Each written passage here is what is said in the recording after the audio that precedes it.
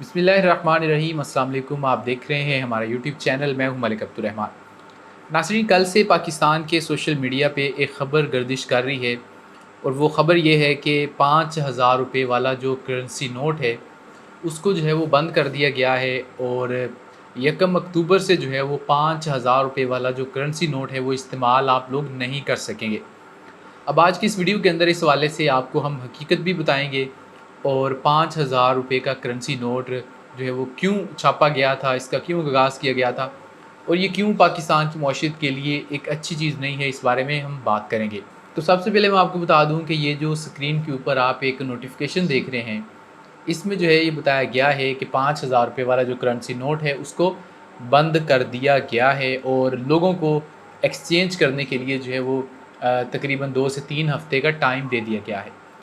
इस वक्त तक जो हुकूमत पाकिस्तान का मौक़िफ़ है, वज़ीर इत्तलात जो हैं उन्होंने इस बात की तरदीद की है और उन्होंने इस नोटिफिकेशन को जाली करार दिया है। ये नोटिफिकेशन जाली है या इसको जाली कहा जा रहा है, ये तो आगे आने वाले कुछ दिनों में पता चल जाएगा।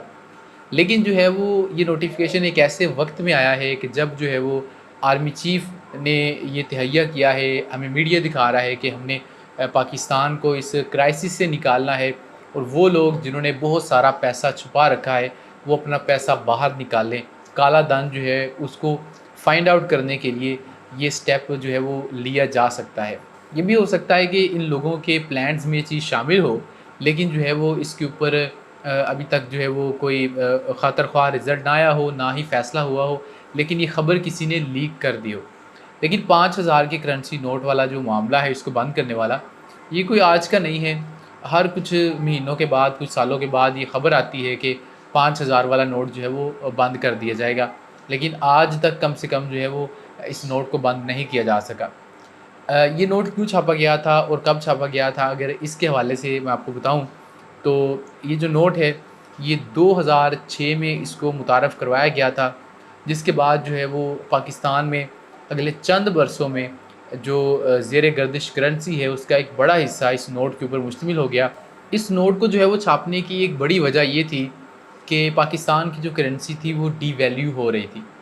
यानी कि फ़र्ज़ करें कि आज जो है वो एक कोई 5-7 चीज़ें हम ख़रीदते हैं वो 1,000 रुपये की आती है, तो अगले साल या उससे अगले साल जो है वही सारी चीज़ें जो है वो 2 से 3,000 रुपये की आ रही हैं।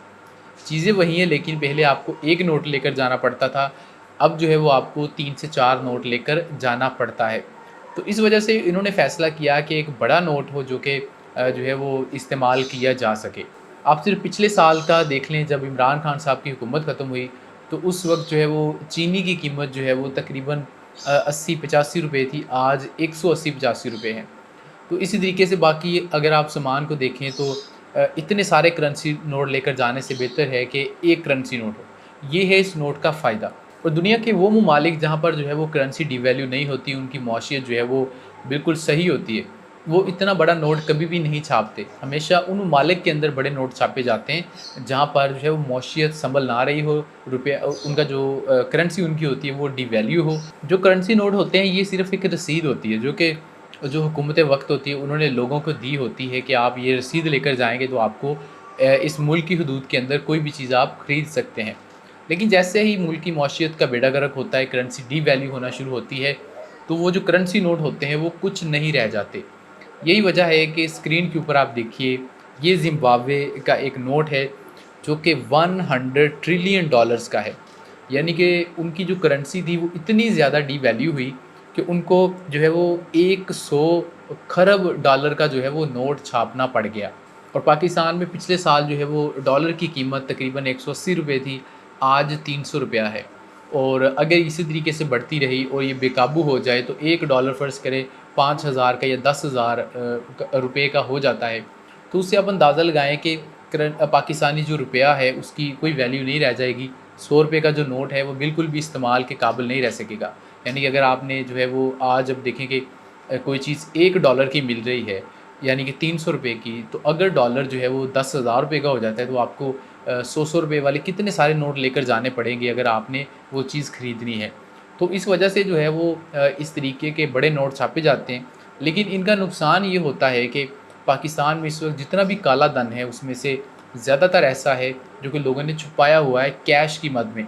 और ये जो काला धन है, ये 5-5 हज़ार रुपए के नोटों के ऊपर मुश्तमिल है।